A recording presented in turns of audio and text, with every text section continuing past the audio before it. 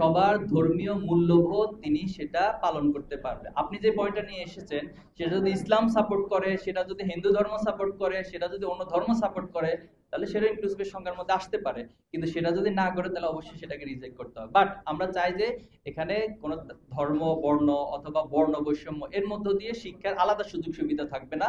সবার জন্য সমান সুযোগটা নাগরিক হিসেবে নিশ্চিত করা হবে।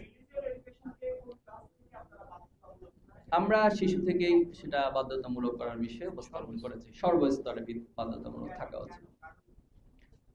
রিলিজিয়াস রিলিজিয়াস শিক্ষার মধ্য দিয়ে তো একজন মানুষের মধ্যে নৈতিকতা তৈরি হয়।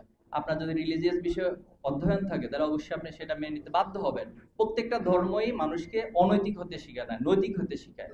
আজকে দেখেন, আপনি যখন সততার প্রশ্ন আসে, আপনি আমাদের রাষ্ট্রের অনেক হাই এডুকেশন, তারা high qualified, high academically sound, but তাদের ভিতরে সততা নাই।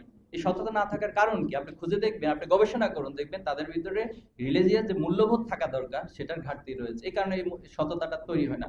আমরা মনে করছি যে এই রিলিজিয়াস এডুকেশনের মধ্য দিয়ে আশা করি তাদের ভিতরে এই মূল্যবোধগুলো তৈরি হবে।